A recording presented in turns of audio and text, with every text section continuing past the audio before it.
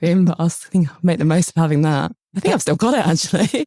That goes to the trophy room. Yeah, I'm so sparing with it. Oh, no.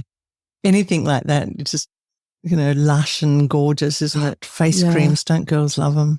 So getting back to the COVID, was there any one particular patient that really inspired you or was memorable, whether it was a good reason or a bad reason, but something that just touched you? So there was, so many patients that have come through and gone that I think they leave different imprints on you in different ways. And for me, I had already decided by this point that I knew after COVID I wanted to do a bit of traveling. It was something I'd always wanted to do and never got around to. And the pandemic just made me realize that I really wanted to travel. And we had a patient come through, actually quite a young patient, only 32, and young kids, and said that we found that they had an inoperable tumour, and it just really hit home a little bit. And I remember taking myself off to the I think I was in the storeroom, and I wasn't even doing anything with this patient particularly, and I just had a moment where I just had to stop and felt really overcome with emotion, and just really life's so short, and you this normal 1 week, completely different the next. And I hadn't done the thing that I've been putting off, the thing that I really want to do for a long time. And I don't, why?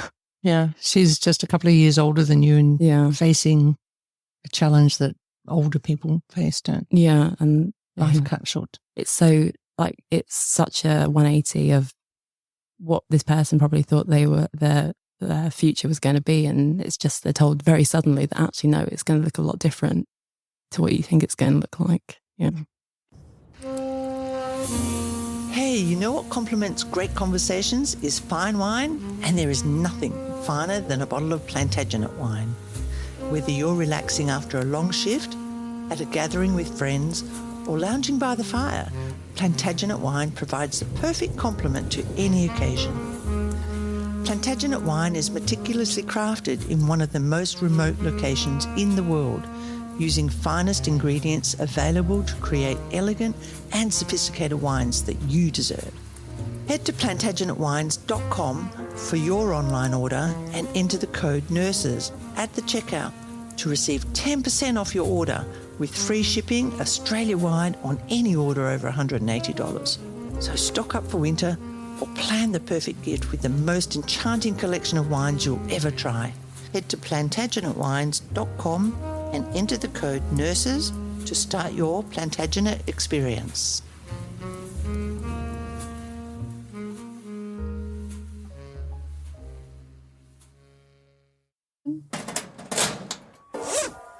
Conversations with Nurses is proudly sponsored by Fat Burners Only, Australia's #1 online supplement store. Nursing is a demanding job and requires your body to be in tip-top condition, so why not head to Fat Burners Only, Australia's go-to store for supplements online. FBO provides you with a full range of supplements to support your hectic lifestyles and, of course, the energy and focus you need for those long shifts. FBO has Australia-wide free express shipping, so your products arrive at your door faster. And as a special treat for our listeners, enter the code NURSES at the checkout to receive 10% off every order, with proceeds going towards supporting this very podcast. Look good, feel great, and operate at peak performance with Fat Burners Only. Proudly supporting nurses in association with your #1 nursing podcast, Conversations with Nurses.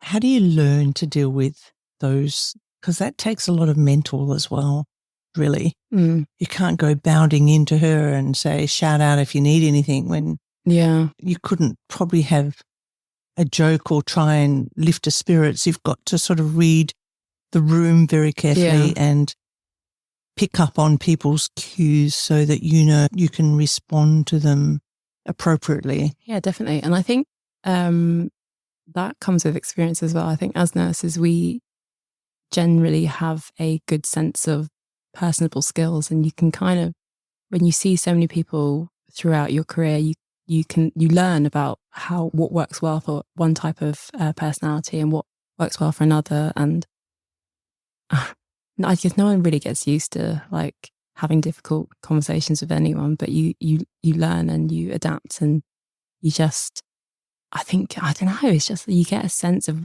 maybe how to approach a situation. We never get it 100% right each time, because you might think you know how to approach a conversation, and actually the person needs something completely different. And yeah, it's just this, I don't think I'm ever getting used to when people are so poorly, and like you just got. But I'm the sort of person, my personality is I am a softer touch usually, and I like to be that sort of person, that sort of nurse that people want to come to and chat to, and know that I would love to sit down with them and give them a cuddle and just let have them a cry. chat. Yeah.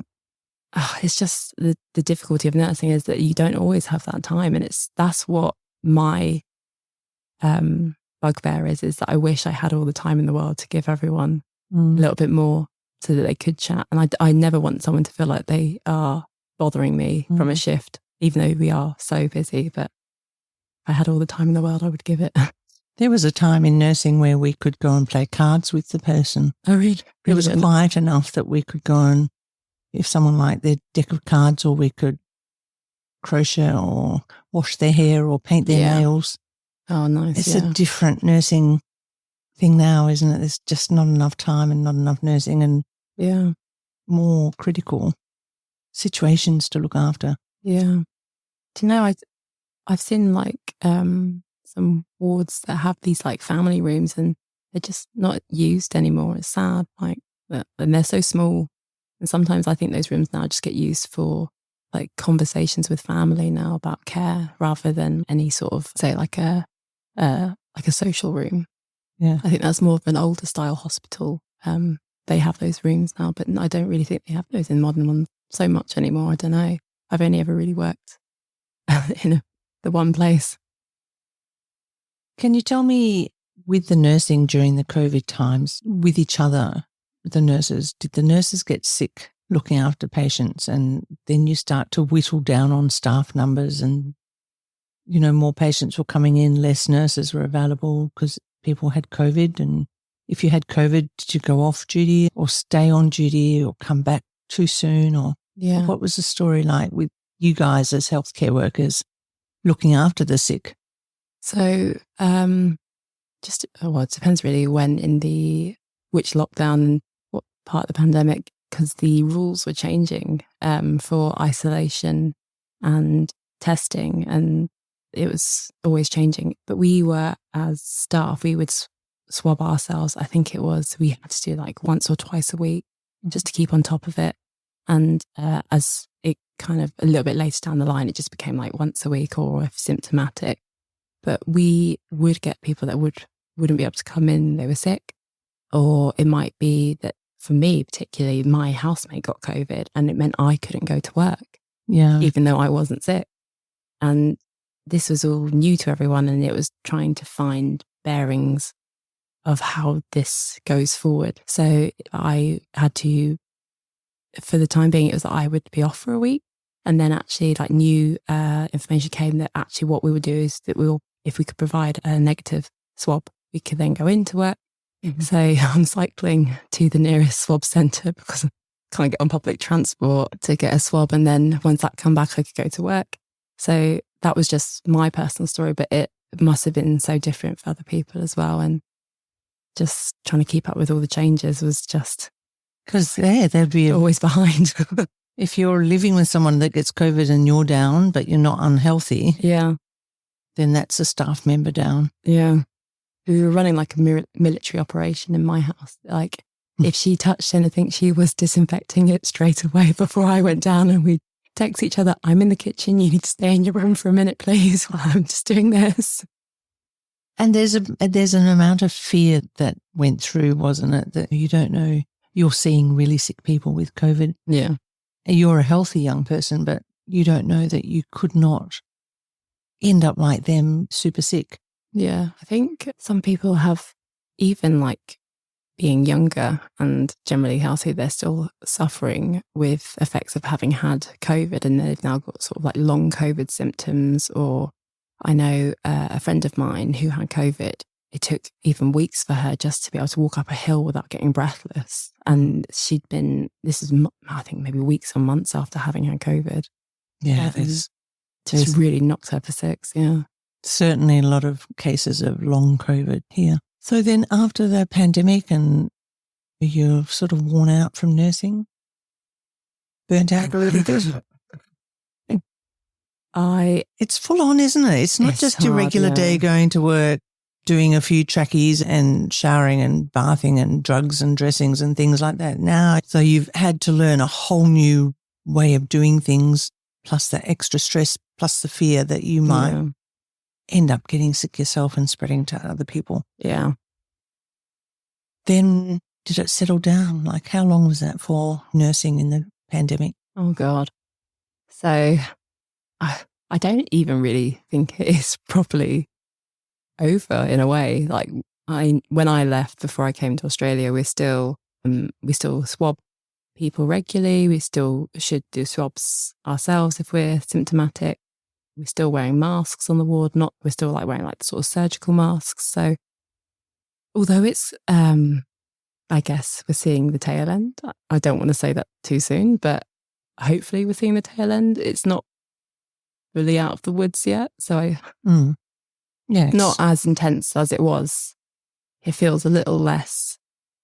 We have little flare-ups here and there, don't we? Yeah, I remember it just being very forefront and consuming, and everything about work was COVID. And now work feels a little bit more like work, like what it used to be like. So it's nice to go back to what it feels like, a little bit more normality. But I don't think it will. Well, it's difficult to say, isn't it? Who knows how long it will. I was going to ask you that, because you had to go to work and you had to be there for your patients. Do you think that sort of warded off any sort of mental health issues on anxiety and depressions and things like that for you? Because you had somebody else to think about, or other people as a priority, compared to, say, people who are isolated in their home and can't talk and have no contact with other people. They would be hit harder, but we had a purpose, we had to get out and do something for somebody else. Yeah. It's difficult. I remember it was kind of like, for me, I think it was an attrition over time rather than major things. It was just, I just felt really exhausted and just tired and anxious going into work. For no particular reason, just anxious for a little while. And I remember because during part of the pandemic, the ICU were really snowed under with the influx of COVID and just general like ICU patients. They needed help from ward nurses, and a lot of us weren't ICU trained, but we could go down and help with the peripheral aspects of helping in ICU, whether it's just like doing a bit of basic nursing care, giving some meds, just monitoring, fluid balances, just things that we could do to help.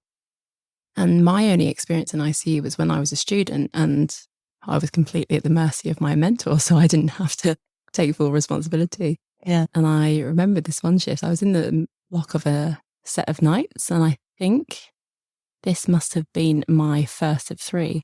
And I got sent to ICU. And for me, I was a bit like, oh, okay.